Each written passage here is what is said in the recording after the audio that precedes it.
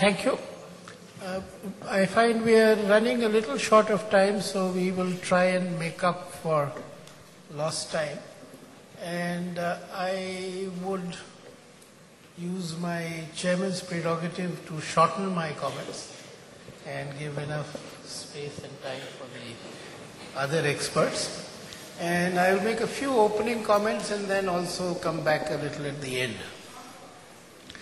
Our session is Critical Bottlenecks to Cluster Development, Understanding the Contemporary Issues. If one looks at SME clusters in India, then one can make a generic statement which is very often made about India, that you make one very positive statement and you make a diametrically opposite negative statement, and both are true. So if one looks at SME clusters, there are some clusters which give you great confidence, great hope. They are very confident, upbeat, they think they are becoming world champions. You go to some other clusters and you get a feeling that you've traveled back in time, and they also feel that they are maybe on the verge of extinction. The other broad statement would be that SMEs as a whole, and therefore SME clusters in India, have been underperforming. They are generally the backbone of manufacturing success in industrializing and industrialized economies. They have been generally underperforming, employment generation has been more modest, and therefore India as a whole has been a little has demonstrated underperformance in the manufacturing sector. So, why is it that they are underperforming, and what is it that can, make the next 5 years or 10 years dramatically different from the last 10 years? That's a question we need to ask ourselves, and ask ourselves honestly. That what is it that we have to do differently to see that the next 5-10 years are dramatically different?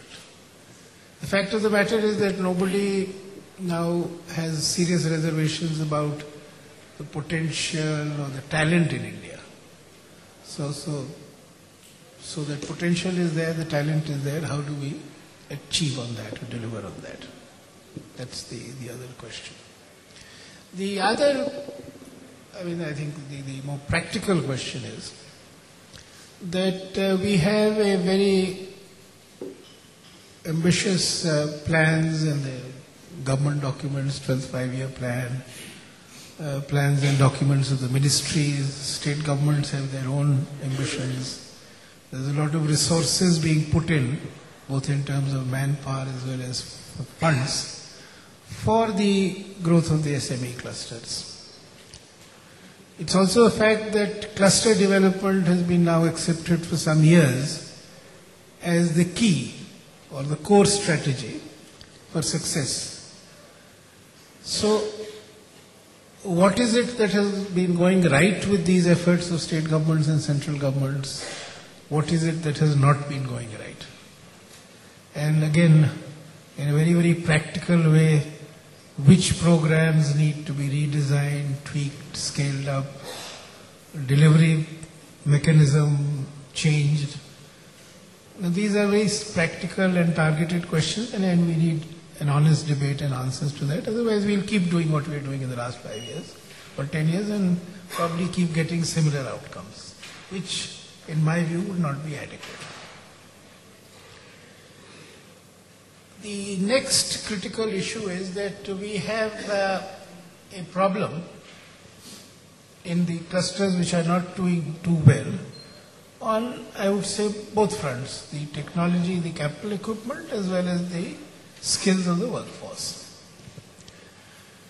Now, we've had lots of efforts at addressing both, but again, in the weaker clusters, the transition has been more modest. So, on the technological modernization or the replacement of the capital equipment or getting new capital goods into it, are there innovative ways in which something can be done which would bring about a radical transformation, and we need innovative ways, because clearly the subsidies that government can give are limited and obviously cannot in theory be adequate to bring about the modernization that is needed. And also, I don't think it's a good idea to posit all modernization on subsidies. But the other part of the challenge is even tougher, and which is how do you upgrade the productivity and the skills of the workers in existing SME clusters. Now, we had launched a very ambitious national skill mission program, and the program has taken off, or is taking off. And first results are very encouraging. But the apprehension I have is that the program is actually targeting youngsters who are entering the workforce. But if we want these clusters to do well, how do we get the existing workforce, which is typically between the age of 25, 30 to 55, how do we get their skills upgraded? And if we don't, then they will remain as a part of the workforce for the next 10, 15, 20 years. So how do you get the productivity increases that we need?